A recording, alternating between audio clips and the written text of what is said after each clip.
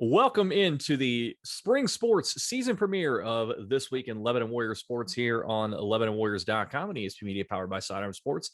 My name is Jason Griefer. We're happy to be joined once again by Lebanon Athletic Director Keith Pantling. Keith, good to talk to you again after a very successful winter sports season, continuing off of what you did in the fall. And a really strong start into the spring now, but we're looking at kind of the things in the broad perspective right now as far as the conference goes. As we've talked about, this is the first year for Lebanon in the ECC, and here we are going into the spring season, and you're sitting in the number one spot as far as the All Sports Trophy goes. Pretty exciting. Yeah, it's very exciting. Just talking to coaches throughout the year and different perspectives on the conference change.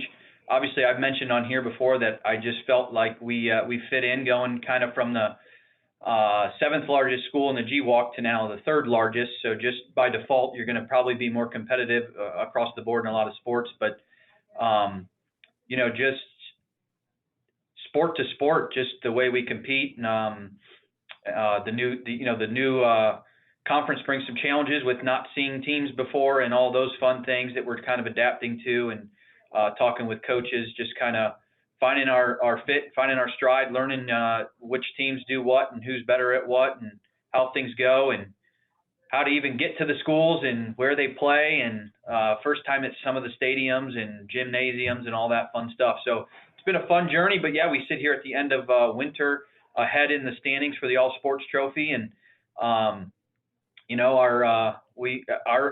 spring sports certainly know what's going on, and they're taking a lot of pride in trying to capture that thing. So it's been fun. Yeah, right now, currently sitting a lead of about 3.5 points over Turpin. Loveland's not far behind Turpin for second place there. So really a three horse battle thus far, but we got to keep things going into the spring season. And we're going to talk about spring sports a lot here today, obviously with the season premiere here. But one other bit of news that just came out within the last week is that Lebanon has a new volleyball coach.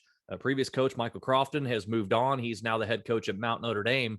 That was announced about a month ago, and it took you not even really about 3 weeks' time to find his successor. And we've got Mike Bryant is now the head coach, who comes in with a litany of experience, now at the club, at the high school level. He was part of a national champion at the University of Washington on their staff a number of years back. Kind of take us through the process of going through all the candidates for this new coach, and ultimately what sold you on Coach Bryant as being the guy to lead a very successful Lebanon volleyball team.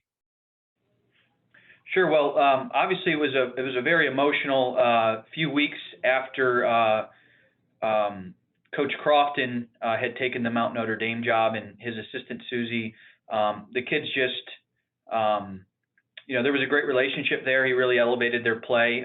He's in the club scene that a lot of our girls are in. So a very emotional time. And we just, we were lucky to have one of our assistant coaches, Karen Miranda, as a teacher here, and her daughter's affiliated with the team to kind of help galvanize them and say, we can create the future and somebody's going to want to help continue on and push and lead these girls to the next level. And so, it was rocky, just trying to keep everybody rowing in the same direction and being excited about the future. And so we started, I knew we would get some serious interest with our recent success. And sure enough, it's funny how it works out, but Coach Bryant has kind of been all over the country as a professor. So he's bounced around a little bit, and something got him here to where he's a professor at Xavier University and has gotten in the club scene here and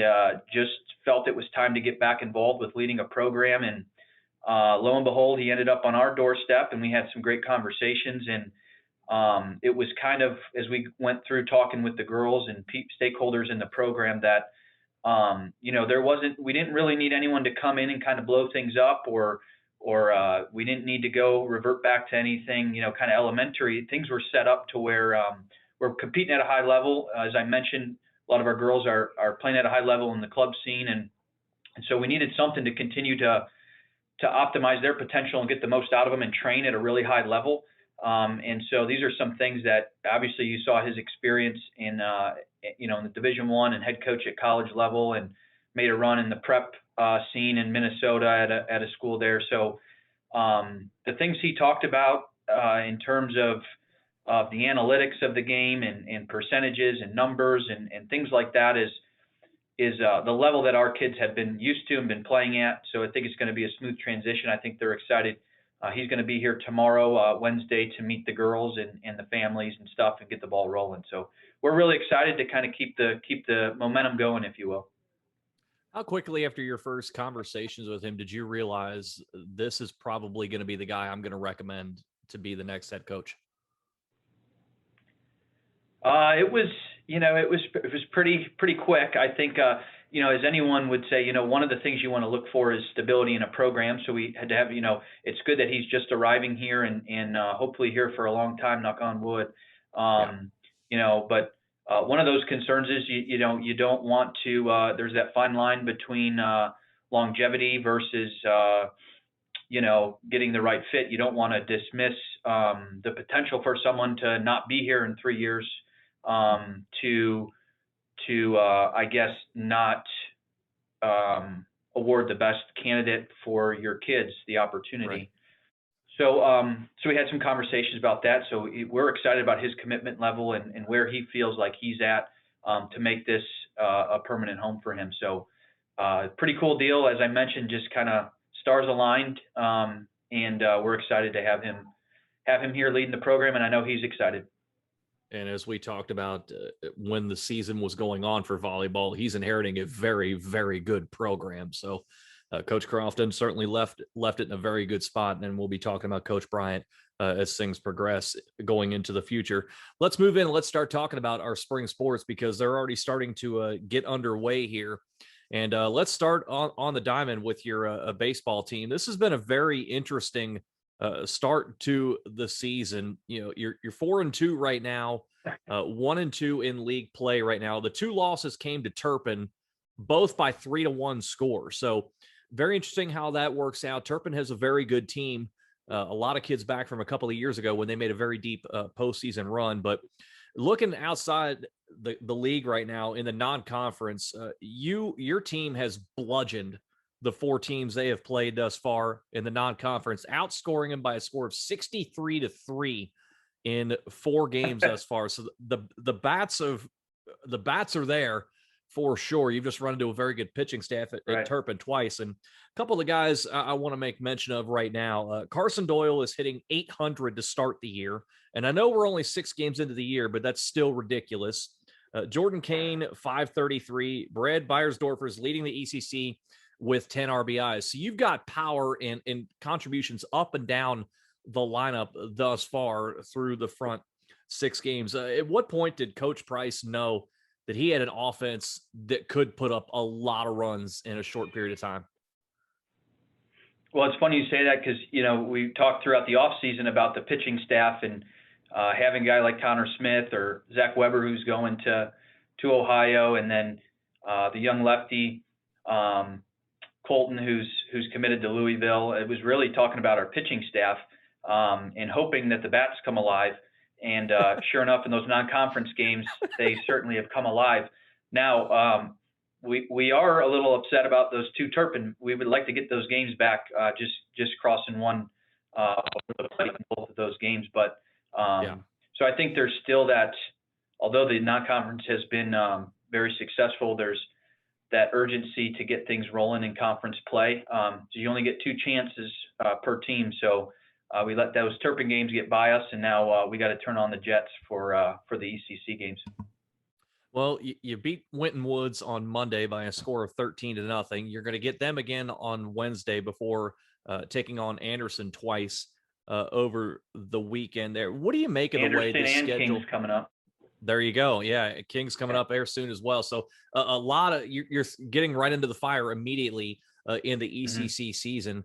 What do you make of the way the schedule is set up to where you're playing the same team twice in a couple of days, and then you won't see them again until potentially in the postseason? Yeah, it's interesting. I do like how it's set up in terms of pitching and things, but you don't get to pick the sequence of how you meet guys. It's kind of like that in basketball. We played Turpin, who we ended up sharing the league with the first game of the year. and then because of COVID, played them the last game of the year. And then here you are playing Turpin right out of the gate before you even kind of know. And talking to our coaches in all of our sports, it's interesting because you're looking at sophomores who may have been on JV 2 years ago, the last time you took the field in any of these sports.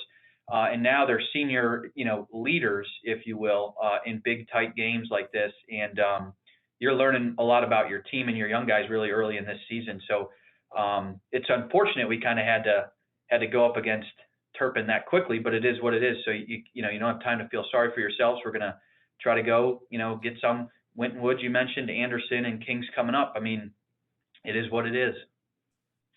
Over on the softball side of things, I'm imagining that the girls won't mind seeing Turpin later today, given the fact that they played Turpin a week ago and beat them 20-0. Conference play has been very friendly to you thus far through 2 games. You won them both, outscored your opponents 31-0. Non-conference, tougher results. Whitmer got you 6-2, and then Wayne beat you 8-6. But you're right there in both games thus far, and I can't help but look at some of the numbers here. And I know we're only through 4 games, but some of the numbers here are ridiculous. I mentioned Carson Doyle for the boys hitting 800. Alyssa Langston's one up that. She's hitting 875 through 4 games, which is theoretically impossible. That's like video game type of stuff. Rachel Berry, Megan Deem, they're both hitting above 570 thus far. And again, I know it's a small sample size, but it's about as good a start as you could ask for there. Is there any one thing that has stood out to you or the coaching staff about the way that this team has been able to do such tremendous damage throughout the lineup, top to bottom?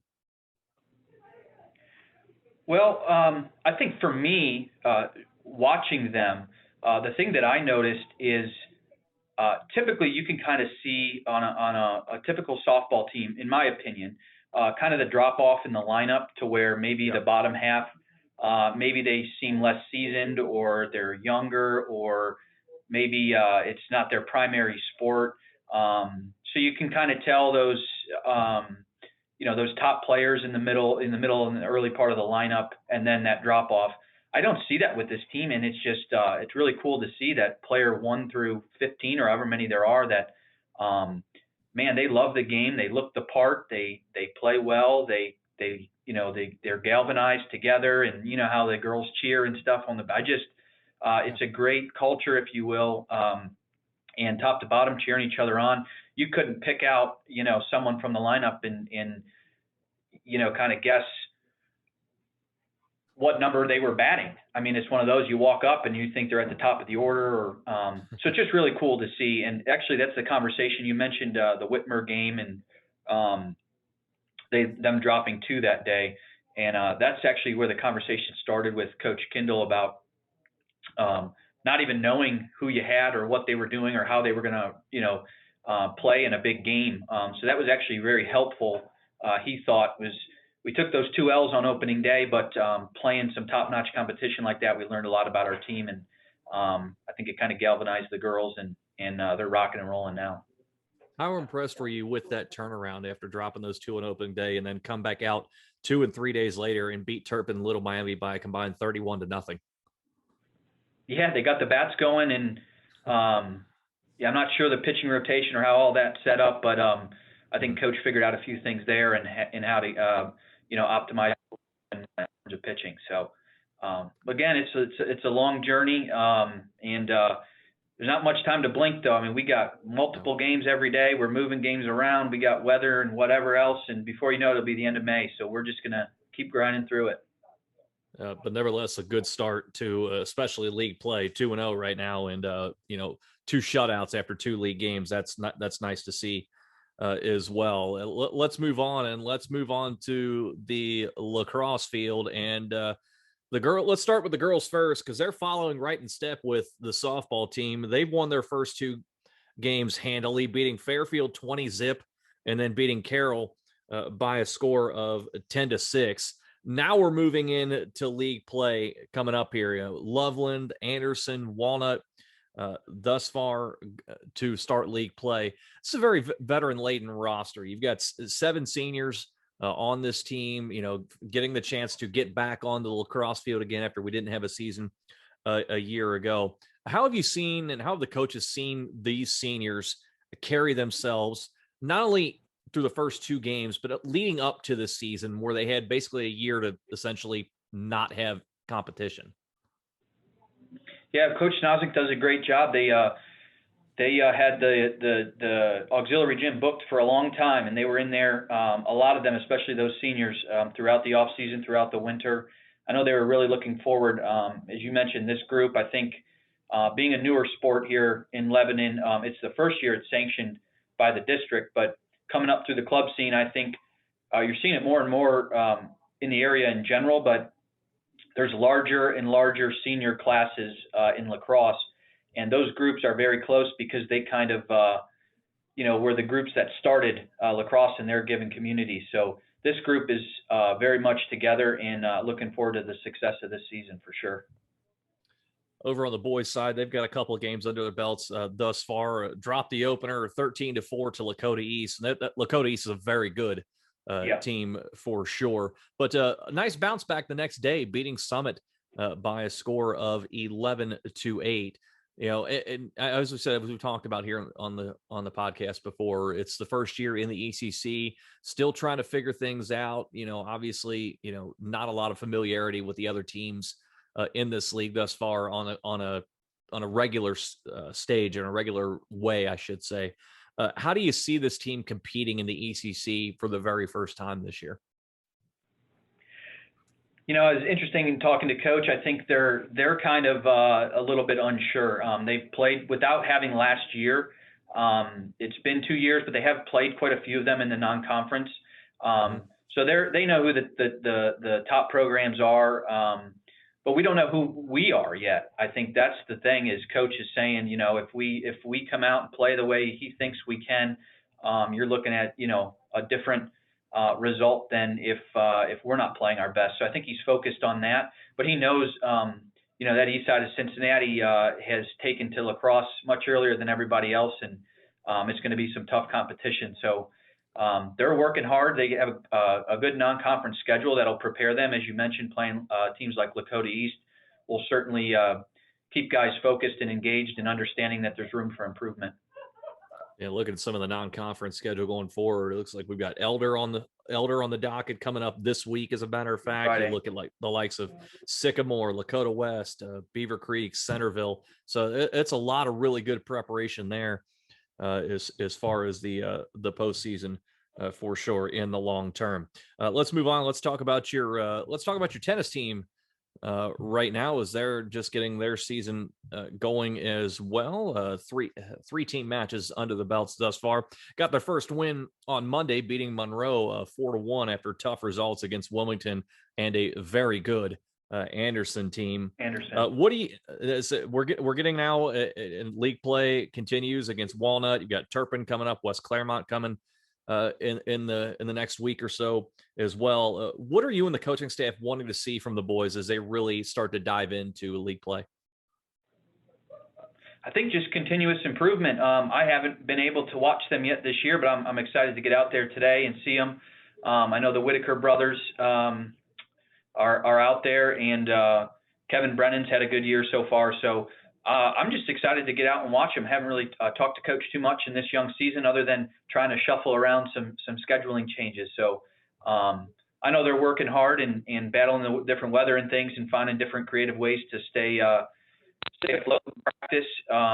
But you know how it goes. Once they hit the ground running, these seasons go quick. So I think it's just staying on top of your craft and grinding through and continuous improvement. That's all you can ask for, and see where you fall at the end of the year. It's a lot of games, a lot of matches, and a lot of meets in a very condensed time frame in the spring sports season. And we're already starting to see that as well with the track and field here as we're moving along here on the show here. And looking at the way things have gone, at least early in the season, you found yourself a star in sophomore Elijah Doster. And I need to go through some of the numbers here, because these are ridiculous how well he's performed thus far in the year. He's number 2 in the ECC in the 100 dash, number 1 in the 200 by more than 0.2 of a second. He's number 1 in the long jump by nearly 7 inches. Oh, by the way, you also have some other pretty outstanding athletes as well, because you have the top 3 numbers as far as the long jump goes in the ECC as well. And again, we know it's early in the year. Things are going to shuffle around as we go throughout the year. But, and specifically with Elijah and the way he's come out to start the season, could you and Coach Simcoe have asked for a better start from him given how young he is? No, that's what I was going to say. And he's just a sophomore after you rattle all that stuff off. Yeah, Coach Simcoe, Coach Collier, they just create, as we talked about in cross country, there's a great group of kids, and they just create this culture of, first of all, they're a joy to be around. They enjoy practicing. The program is just, it's a lot of fun for the kids. You talk about an extracurricular that's just great to be a part of. Yeah. And then they push each other towards PRs and improving personally, and they push each other. So it's really cool to see, and that's where you start generating some of these team results and championships of meets and things like that just naturally happen when you're working that hard every day and driving each other towards this. But it definitely helps to have some athleticism. But on top of that, I think the competition, the way they practice, kudos to them. But it's it's kind of years in the making of setting this thing up to kind of run itself, if you will, the way they train, the expectations they have on a daily basis, and the types of kids that they have out for those programs. How has Elijah handled himself throughout all the off-season work and now seeing these results come in, and now seeing as he's getting going, the times and the distances he's putting up all of a sudden makes him a target for everyone else in the league? Yeah, I don't know. I'd have to ask Coach, but I do know, he didn't even compete. The last time he competed was in 8th grade at junior high meets. But he did win our student athlete of the week, and I had him down to the office, and it doesn't seem like the lights are too bright for him. He's kind of getting a lot of attention this week, as you can imagine. But I said, wow, I didn't realize you had your jump was the longest in the state, and he was quick to correct me. He said, nope, now it's 3rd. So I think he's he's obviously eyeballing that he's got some work to do, and has that competitive drive. But so I guess some more results came in over the weekend, and so he's got something to shoot for. But pretty cool deal to just be a sophomore and be chasing the long jump state record, or number 1 in the state. So pretty cool, but seems like a great kid. I look forward to getting to know him more. And also the fact that he's not resting on his laurels and doesn't think of it as just as a cool thing to be up there among those, that he wants to maintain that number 1 spot. And also, like I said, the 100, the 200, he's, always got a chance to lower those times as well. And we're going to talk more about some of the other guys on the track and field team, because as we said, also you get the 3 top guys in the long jump in the ECC right now. So there's more than just Elijah with this very, very deep roster there. But right now, we are out of time here on the spring sports season premiere. A lot of great stuff already to talk about. We're driving towards that all sports trophy title. And I don't know about you, Keith, the way things are going for me, from what I'm seeing, at least through the first week or 2 weeks of the spring sports season, we're off to a pretty good start. Absolutely. And, we'll, hey, win, lose, or draw, we're proud to be Warriors. We'll just keep on trucking. And we'll be looking forward to trucking along here on the podcast throughout the spring sports season. That is Lebanon Athletic Director Keith Pantling joining us for the spring sports season premiere of This Week in Lebanon Warriors Athletics here on LebanonWarriors.com and ESP Media, powered by Sidearm Sports.